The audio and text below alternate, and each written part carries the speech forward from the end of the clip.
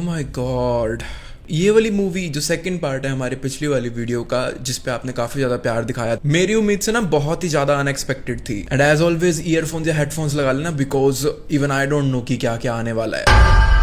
इस मूवी की शुरुआत ना काफी हिस्ट्री को दिखाकर करी जाती है। गोवा दिखाया जाता है एंड सन 1502 का वक्त दिखाया जाता है। एंड वास्को डी गामा भटकते भटकते अपने जहाज के अंदर यहाँ पर आ पहुंचे थे, बट यहाँ पर आने के बाद में उन्हें पता लग जाता है कि वो एक ऐसे लैंड के ऊपर आ गए हैं जो कि स्वर्ग से और दौलत से कम नहीं है। इन गुरूर में डूबे हुए पुर्तगालियों लोगों ने सबसे पहले तो गोवा के ऊपर अपना कब्जा करा यहाँ पर आने के बाद में, और जैसे ही इन्होंने ये चीज ऐलान करी कि अब हम तुम्हारे ऊपर रूल करेंगे, तो उसके जस्ट बाद ही इन्होंने अपना खौफ, इन्होंने अपने एक्शंस लेना शुरू कर दिया था वहां के लोगों के खिलाफ में। लेकिन इनमें से ही ना एक पुर्तगाली सैनिक होता है जिसका नाम होता है कैस्पर, एंड वो मछुआरों की लड़की पोला से बहुत ज्यादा प्यार कर बैठता है। उसे पहली लुक में ही पोला देखते ही इतनी ज्यादा पसंद आ जाती है कि उसको और कुछ दिखाई नहीं देता था, वो बहुत ज्यादा अट्रैक्ट हो गया था उससे, मानो जैसे जन्मों जन्मों से पोला उसके लिए ही बनी थी। कुछ इस तरह का कनेक्शन हुआ। एंड मेरी इस बात को ना बहुत ध्यान रखना, क्योंकि आगे ये चीज बहुत काम आने वाली है। मछुआरों की बस्ती से निकालकर कैस्पर पोला को लेकर एक ऐसी जगह चला जाता है जहां पर वो आपस में एक दूसरे के साथ में बहुत सारा प्यार शेयर करते हैं। जो भी वो कर रहे थे, नथिंग वाज कैजुअल, बहुत ज्यादा प्यार में ये दोनों दिखाई दे रहे थे। लेकिन पुर्तगाली जो सैनिक थे, पुर्तगाली जो वहां पर राज था, उन्हें ये चीज बिल्कुल भी मंजूर नहीं थी कि उनका कोई भी सैनिक यहाँ के किसी भी इंसान के साथ में अपना प्यार बांटे। ये दोनों जब प्यार से नहीं सुन रहे थे तो फोर्सफुली इन्हें अलग कर दिया गया था। एंड फिर बाद में पादरी के सामने कैस्पर की पेशवा होती है, एंड फिर उसे बहुत ज्यादा धमकाने वमकाने के बाद में कैस्पर ये फाइनली पादरी को अपना वचन दे देता है, प्रॉमिस दे देता है कि वो अगली बार ऐसा बिल्कुल भी नहीं करेगा, और अगर वो करता है तो वो जो भी सजा होगी उसे भुगतने के लिए तैयार है। लेकिन प्रॉब्लम यहाँ पर ये आती है कि पोला का प्यार इतना ज्यादा गहरा हो चुका था कि वो 1 या 2 दिन भी नहीं लगाता एंड अपना वचन तोड़ देता है। पोला के घर वालों तक जब ये खबर पहुंच चुकी थी, तब समाज की बंदिश की वजह से उसके घर वालों ने इन दोनों को अलग करने का फैसला बना लिया था। अगला सीन दिखाया जाता है जिसके अंदर बारिश के अंदर एक मशाल लिए पोला सभी गांव वालों के बीच में अपने प्यार कैस्पर के साथ में बुरी तरह घिर चुकी थी। सारे गांव के लोग इन दोनों की जान के पीछे पड़े हुए थे। इन दोनों प्रेमियों के पास में 2 ही ऑप्शंस थे, या तो ये अपनी जान देकर आफ्टर लाइफ में साथ रह लें, या फिर एक ऑप्शन इनके पास में ये था कि ये दोनों फाइनली लोगों की बात सुन के जुदा हो जाएंगे। लेकिन इन्होंने कुर्बानी को चुना। इनके गांव के पास में ही मौजूद एक लाइट हाउस था, काफी ज्यादा फेमस जगह थी वो वहां के एकदम टॉप फ्लोर से कूदकर ये दोनों कुर्बानी दे देते हैं, अपनी दे देते हैं। अब मूवी के अंदर प्रेजेंट का गोवा दिखाया जाता है एंड सन दिखाया गया है 1998 यानी कि 1998। मॉनसून का मौसम था एंड पोला और कैस्पर की अधूरी मोहब्बत की निशानी आज भी गोवा के उस बीच के ऊपर मौजूद है, और दुनिया भर के लोगों के लिए जो एक दूसरे से प्यार करते हैं उनके लिए आज भी पोला और कैस्पर की कहानी इस फिल्म के मुताबिक एक बहुत बड़ी इंस्पिरेशन है। अब मूवी के अंदर नए कैरेक्टर्स दिखाए जाते हैं जिसके अंदर केनिथ ब्लेक एंड उसकी मंगेतर सैली दिखाई जाती है। केन जो है वो एक यूएस नेवी ऑफिसर है एंड वो अपने दोस्त ओलिवियर के कहने पर गोवा घूमने के लिए आता है। और ओलिवियर कौन था आप पूछोगे? वो एक जूनियर पादरी था एज अ प्रोफेशनल। और ओलिवर इनके साथ में क्यों आया था? एक्चुअली में वो गोवा के चर्चिस के हिस्ट्री एंड वहां के सारे एटमॉस्फेयर के ऊपर अपनी थीसिस या फिर किताब कह लो वो लिख रहा था। और जिस दिन ये लैंड होते हैं ये बताता है कि आज सेंट जेवियर्स का जुलूस है, यानी कि हर 10 साल में 400 साल पुरानी सेंट जेवियर्स की बॉडी को पूरे गोवा के अंदर घुमाया जाता है। और ऐसी बात बताते बताते यहाँ पर 2 और नए कैरेक्टर्स इन्वॉल्व हो जाते हैं, ध्यान से सुनना। मिरांडा जो कि इस परेड का मार्शल था, साथ ही साथ में उसकी वाइफ दिखाई जाती है जिसका नाम होता है लीला, और मिरांडा का कैरेक्टर गुलशन ग्रोवर ने प्ले किया था। आप लोगों को पता ही होगा कि वो कौन है। केन जो है वो उसकी वाइफ लीला को देखकर उसे देखता ही रह जाता है। आप में से बहुत सारे लोगों को पता लग गया होगा कि ये कनेक्शन कैसा सा है। ये बिल्कुल पोला और कैस्पर की कहानी के जैसा है एंड जो पूरी स्टोरी है इस मूवी की, ये इन दोनों के पुनर्जन्म से रिलेटेड ही स्टोरी आप कह सकते हो। और इस मूवी के हिसाब से कैन और जो लीला थे वो इस जन्म के पोला और कैस्पर थे, यानी कि उनका पुनर्जन्म होकर ये दोनों यहाँ पर मिले हैं। स्टोरी आगे इंटरेस्टिंग होती जाएगी, तो बने जरूर रहना। ओलिवियर जो है उसने जो कॉटेज बुक कराया था उन लोगों को वहां पर सक्सेसफुली लेकर आ जाता है, और उस कॉटेज से ना वही सेम लाइट हाउस जहां से पोला और कैस्पर ने कूद कर अपनी जान दे दी थी वो बहुत अच्छे से दिख रहा था। एंड कैन जैसे उस लाइट हाउस पर अपनी नजर डालता है तो ऐसा लग रहा था, उसका दिमाग चकरा रहा था और उसे ऐसा लगे जा रहा था बारी बार कि वो यहाँ पर आया है या फिर उसने ये जगह कहीं ना कहीं देखी है, जबकि ऐसा उसकी लाइफ में पहले कभी नहीं हुआ था। उसको अपनी इस लाइफ के नहीं बल्कि बहुत पहले की लाइफ के फ्लैशबैक्स आ रहे थे। ओलिवियर जो है ना, ओ माय गॉड, वो बंदा अलग ही लेवल क्रेजी था। अब हमें एक्चुअली में पता लगता है कि वो एक्चुअल में क्या करता होता था। वो एक इंटरपोल एजेंट था, एंड वो जो इंसान था मिरांडा जो गुलशन ग्रोवर प्ले कर रहे हैं, वो गोवा का सबसे बड़ा ड्रग माफिया दिखाया गया है। एंड ओलिवर उसकी पूरी की पूरी रिसेम्बलेंस को खत्म करना चाहता था वहां से। एंड ओलिवियर अपनी सारी इन्फो इस सीन के अंदर इंडियन पुलिस को दे रहा था बिकॉज वो उन पर काफी ट्रस्ट करता था। और ओलिवर डेस्परेटली मिरांडा एंड उसके चमचों को जो कि अंग्रेजी स्मगलर्स हुआ करते थे उनको इसलिए खत्म करना चाहता था because Miranda first of all दौलत के नशे में पूरे के पूरे गोवा को डुबोए जा रहा था ड्रग्स के नशे के अंदर। एंड सेकंड ऑप्शन यही था कि फर्स्ट वाला ही सबसे ज्यादा जरूरी था उसके लिए। आगे का सीन दिखाया जाता है जिसके अंदर कैन और सैली फाइनली गोवा की मार्केट को एक्सप्लोर करने के लिए गए हुए थे। वहां पर इन्हें एक ज्योतिषी मिलती है एंड वो कैन को देखकर एक बहुत ही अजीब सी चीज बोल देती है कि ये आदमी पहले भी यहाँ पर आ चुका है एंड ये तुमसे कभी भी शादी नहीं करेगा। बाजार में इसे वापस लीला भी दिखाई देती है एंड कैन को देखकर वो इसे कुछ इशारा भी करती है, लेकिन तब कैन इसके इशारों को समझ नहीं पाता। सैली कैन से बहुत ज्यादा प्यार करती थी एंड वो उसी से शादी करना चाहती थी, लेकिन उस ज्योतिषी की बात की वजह से उसका मूड बहुत ज्यादा खराब हो रखा था। लेकिन मौसम इतना ज्यादा प्यारा हो गया था उस रात को कि सैली एक बार अपनी सारी प्रॉब्लम्स को साइड में कर कैन के साथ में काफी ज्यादा अपना एक रोमांटिक मोमेंट शेयर करना शुरू कर देती है। इवन तो उनके बीच में सब कुछ हो रहा था, लेकिन कैन जब सोने की कोशिश कर रहा था तो उसको सैली के अंदर भी लीला नजर आ रही थी। इतना ज्यादा वो अट्रैक्ट हो गया था एंड वो अपनी लाइफ में कभी किसी लड़की से इतना अट्रैक्ट नहीं हुआ था, तो उसे समझ नहीं आ रहा था कि यहाँ पर ऐसा उसके साथ में क्यों हो रहा है। कैन जो है अगली सुबह अब चर्च आता है एंड वहां पर लीला भी उसके बिल्कुल साथ में मौजूद ही थी। कोइंसिडेंस कह लो या फिर डेस्टिनी कह लो, ये आपस में मिले जा रहे थे या फिर लीला इसको स्टॉक कर रही थी। कुछ तो बात थी कि ये दोनों आपस में बारी बार मिल रहे थे, लेकिन लीला को शायद पता था कि कैन यहाँ पर आएगा बिकॉज वो अपने साथ में एक पर्ची भी लेकर आई हुई थी जो कैन को देखकर वहां पर छोड़कर चली जाती है, जिसके अंदर एक सिंपल सा मैसेज लिखा हुआ था कि आज रात मुझे लाइट हाउस के ऊपर मिलो। कैन ओलिवियर को सब कुछ बता रहा था, जो जो चीजें उसके साथ में हो रही थी कि कैसे लीला उसे इतनी ज्यादा अट्रैक्ट कर रही है जबकि उसके साथ ऐसा कभी नहीं हुआ था। एवरीथिंग जो मैंने अभी आपको बताया वो ओलिवियर को जाकर बता देता है एंड ओलिवियर बोलता है कि तुम घबराओ मत, शादी की टेंशन में इस उम्र में इतने स्ट्रेस होते हैं हम, तो ये सब चीजें नॉर्मल है होना, इतना मत सोचो। अब फिर मिरांडा का सीन दिखाया जाता है जो कि मरी हुई मछलियों के पेट के अंदर सोने की अंगूठियां छुपा छुपा कर स्मगल कर रहा था एंड इसी वजह से डीआईजी मंजीत करके वहां पर एक पुलिस अफसर दिखाया जाता है जो कि मिरांडा की इस चाल को नहीं पकड़ पाता है। अगले सीन में इन तीनों दोस्तों को डिनर पर जाना था एंड जब ये तीनों कॉटेज के अंदर तैयार व्यार हो रहे थे तब अचानक से कैन जो है लीला से मिलने के लिए उसे जाना था, इसलिए बहाना बना देता है कि उसका पेट बहुत ज्यादा दुख रहा है और वो नहीं आ सकता, वो हिल भी नहीं पा रहा, उससे उठा भी नहीं जा रहा, उसको पसीना आ रहा है, सब वो बहाने बना रहा था। तो इसी वजह से सैली एंड ओलिवियर आपस में साथ में चले जाते हैं और जैसे ही वो दोनों लोग अपना कॉटेज खाली करते हैं तो लीला से मिलने के लिए वो लाइट हाउस की तरफ बढ़ चुका था। वहां पर पहुंचने के बाद में सैली ओलिवियर को बोलती है कि तुम कैन को तो यार मेरे से ज्यादा समझते हो ना, please I request you Olivier, उससे बात करो, उससे मनाओ, मैं जल्द से जल्द उससे शादी करना चाहती हूँ एंड उसी से शादी करना चाहती हूँ, मैं किसी और इंसान को शायद ये प्यार नहीं दे पाऊंगी। एंड यहाँ पर सैली अपना एक पर्सनल इमोशन भी शेयर करती है कि वो इंडिया में और ज्यादा नहीं रहना चाहती। जिस दिन वो उस बंजारन से मिली थी तब से उसका मूड बहुत ज्यादा खराब रहने लग गया है एंड यहाँ के लोग भी उसे अब पसंद नहीं आ रहे हैं। लेकिन ओलिवियर जो है वो सैली की बात को काउंटर करते हुए बोलता है कि देखो मुझे तो 6 महीने हो गए इंडिया में रहते हुए एंड तुम तो बस यहाँ पर वेकेशन के लिए आई हो। मैं तुम्हें गारंटी देके ये चीज बोल सकता हूँ कि जैसे लोग इंडिया में है ना, वैसे तुम्हें कहीं पर भी नहीं मिलेंगे। चाहे कितनी भी गरीबी में यहाँ के लोग रह रहे हो, लेकिन जिस सिंप्लिसिटी से यहाँ पर लोग रहते हैं, जिस ग्रीटिंग्स के साथ में, जिस कल्चर के साथ में यहाँ के लोग रहते हैं, यहाँ से बहुत कुछ सीखने को मिलता है सैली। यहाँ पर अब एक और ऑपोजिट सी चीज हो जाती है। मिरांडा की वाइफ लीला कैन को बहुत ज्यादा पसंद आ गई थी एंड कैन की गर्लफ्रेंड मिरांडा को बहुत ज्यादा पसंद आ गई थी।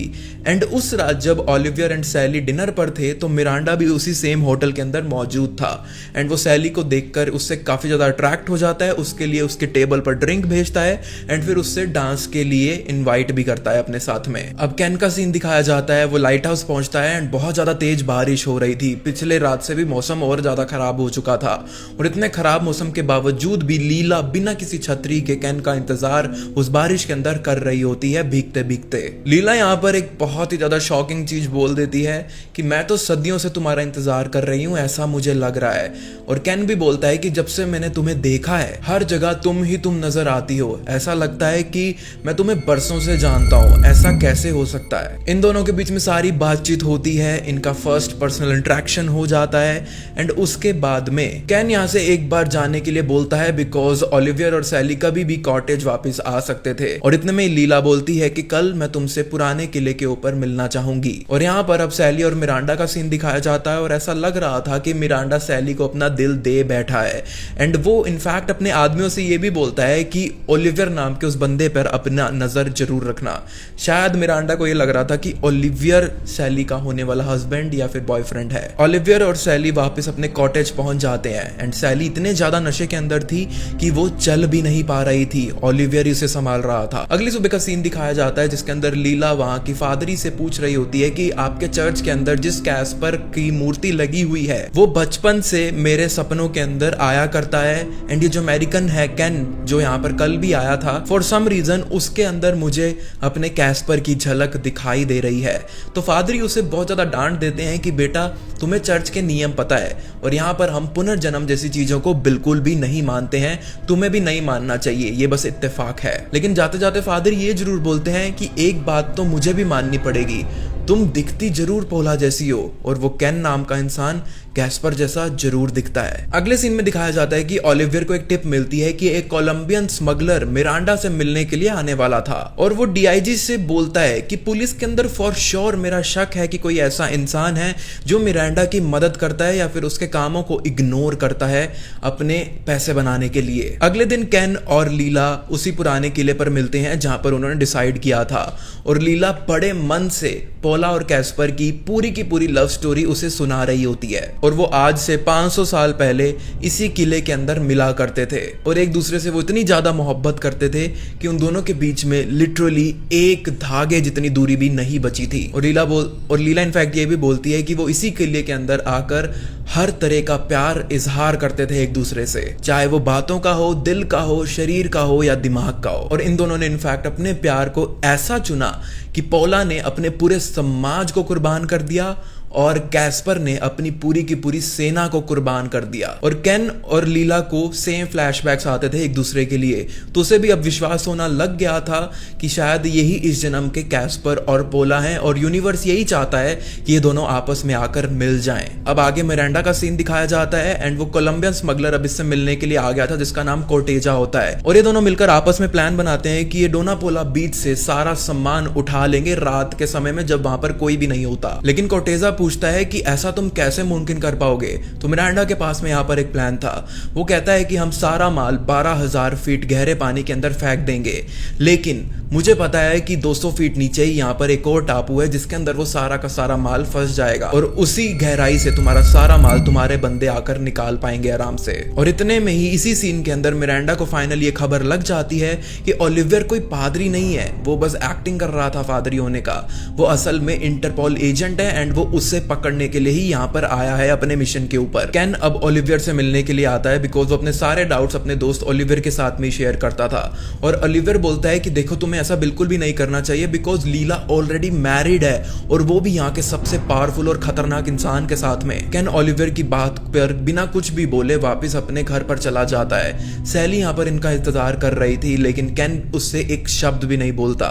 इन दोनों के बीच में दूरियां बहुत ज्यादा बढ़ रही थी। सैली इवन दो बेचारी ट्राई कर रही थी, सैली इवन दो अपने एंड से सब कुछ ट्राई कर रही थी, लेकिन उसे कुछ भी फील नहीं हो रहा था। कैन बिल्कुल भी इंटरेस्टेड नहीं था। अगले दिन का सीन दिखाया जाता है और मिरांडा जो वहां के सबसे बड़े चर्च के फादरी थे जिससे लीला भी मिलती होती थी, उसके पास आकर ओलिवियर के बारे में पूछता है और उसके एड्रेस के बारे में पूछता है ताकि वो उसके घर की पूरी अच्छी तरीके से छानबीन कर सके। और वो फादरी को भी इनफैक्ट ये बोल देता है कि अब उसे पक्का यकीन हो चुका है कि ओलिवियर फादरी नहीं बल्कि एक जासूस है। अगले सीन के अंदर वापस हमें दिखाया जाता है कि सैली उसी बंजारन से मिलने जाती है जिसने पहली बार में कुछ ऐसे शब्द बोले थे जिसकी वजह से उसका पूरा गोवा ट्रिप खराब हो चुका है। लेकिन बंजारन अपना एक भी शब्द नहीं बदलती एंड सैली को एक एक चीज सिमिलर ही बोलती है एंड बोलती है कि तुम्हें मूव ऑन कर जाना चाहिए, वो आदमी तुम्हारा नहीं हो सकता, वो सिर्फ लीला का ही होगा। अगले सीन में वापस लीला और कैन का सीन दिखाया जाता है जो कि लाइट हाउस के पास में खड़े हुए थे एंड लीला बोलती है कि मैं बचपन से ही इस लाइट हाउस के पास में आया करती थी बिकॉज मुझे हमेशा ऐसा लगता था कि मैं इससे जुड़ी हुई हूं किसी ना किसी तरीके से। वो ये भी बोलती है कि पिछले जन्म की सारी यादें धीरे धीरे मेरे ऊपर बहुत ज्यादा हावी होना शुरू हो गई थी और सबको ये लगने लग गया था कि मैं कोई पागल औरत हूं, लेकिन मेरे पापा के पास में इतनी ज्यादा दौलत थी कि उसका इस्तेमाल करके उन्होंने मेरी सारी कहानी को, सारी लाइफ स्टोरी को छुपा दिया और मेरे पापा ने जबरदस्ती मेरी शादी मिरांडा के साथ में करा दी जो मेरे को बिल्कुल एक जानवर की तरह ट्रीट करता है। तो कैन यहाँ पर थोड़ा केयरफुल हो जाता है एंड पूछता है लीला से कि तुम कहीं अपने उस खूंखार पति से पीछा छुड़वाने के लिए मेरा यूज तो नहीं कर रही ये सारी स्टोरी सुनाकर। और मुझे कहीं ना कहीं ऐसा लगता है कि पॉला और गैस्पर की कहानी मन गढ़ंत है। तो लीला कुछ भी नहीं बोलती, उसका हाथ पकड़कर वहां के चर्च पर ले जाती है एंड वहां पर पॉला और गैस्पर की 400 साल से भी ज्यादा पुरानी एक पेंटिंग लगी हुई थी एंड वहां के फादर से रिक्वेस्ट करके वो पूरी की पूरी कहानी उनको बताने के लिए बोलती है। और फाइनली चर्च में आकर इसे लीला के प्यार का, सच्चे प्यार का एहसास हो चुका था। मिरांडा को ओलिवियर के बारे में अब पता लग चुका था और वो उसे मारने के लिए अपने बहुत सारे आदमी भेजता है, लेकिन उन्हें ये नहीं पता था कि उसने एक बुलेट प्रूफ जैकेट अपने अंदर डाली हुई है जिसकी वजह से वो घायल जरूर हुआ लेकिन बच जाता है। फादर उसको वहां पर बचाने के लिए आते हैं एंड वहां तभी उसी मौके पर वो उन्हें अपनी असलियत बता देता है। अगले सीन में दिखाया जाता है कि सैली बहुत ज्यादा गुस्से में है और जल्द से जल्द इंडिया से पीछा छुड़ाकर जाना चाहती है, लेकिन कैन पानी पीते पीते बड़े कैजुअली बोलता है कि देखो मैं तो यहाँ से नहीं जाना चाहता, तुम्हें जाना है तो चली जाओ। और ये बात सुनकर कैन की सैली समझ गई थी कि उसकी लाइफ में अब कोई और आ गया है और उसे उसकी जरूरत नहीं है, लेकिन कैन उसको अंधेरे में नहीं रखना चाहता था तो वो सीधा सीधा सैली को लीला के बारे में सब कुछ बता देता है। सैली लीला की कहानी सुनकर अपने कैन के मुंह से इतना ज्यादा गुस्सा हो गई थी कि वो मिरांडा के पास में जाती है एंड सीधा गुस्से में उसे ये बोलती है कि सुनो, मैं आई तो अपने मंगेतर के साथ में इंडिया थी और अकेली वापस बिल्कुल भी नहीं जाना चाहती। मिरांडा भी ये चीज सुनकर बहुत ज्यादा गुस्सा हो जाता है कि उसकी बीवी किसी और आदमी के साथ में अपना प्यार बांट रही है, तो वो सैली को किडनैप कर लेता है एंड लीला को पकड़ने के लिए अपने आदमी भेज देता है। ये आकर एक बार के लिए चर्च में छुप जाती है और फादर मेसन जो थे वो उसे एक बार के लिए बचा भी लेते हैं। अगले सीन के अंदर वो ज्योतिषी वापस दिखाई जाती है जो कि कैन के बिल्कुल सामने खड़ी थी एंड हड़बड़ाती में बोलती है कि तुम्हारी पौला की जान खतरे में है, गैस्पर जाके उसे बचा ले। वो फटाफट घर पर जाता है एंड घर पर जाते ही वो देखता है कि सैली की उसे लाश मिलती है। मिरांडा ने उसे मारा था, लेकिन मिरांडा सेटअप सब कुछ इस तरीके से करता है कि वो कैन को ही फंसा देता है कि उसने ही अपनी मंगेतर को मारा है बिकॉज वैसे भी वो उससे प्यार नहीं करता था। पुलिस कैन को पकड़कर ले भी जाती है एंड कॉर्टेजा बहुत ज्यादा खुश था इस चीज से, लेकिन अभी भी एक चीज पेंडिंग थी, लीला को पकड़ना। उसे ये भी टेंशन थी कि कल रात को उसे कॉर्टेजा का माल भी उतरवाना है और साथ ही साथ में ये काम भी करना है। ओलिवियर लीला के पास में आता है अगले सीन में एंड अभी तक लीला को कुछ भी नहीं पता था कि क्या चल रहा है।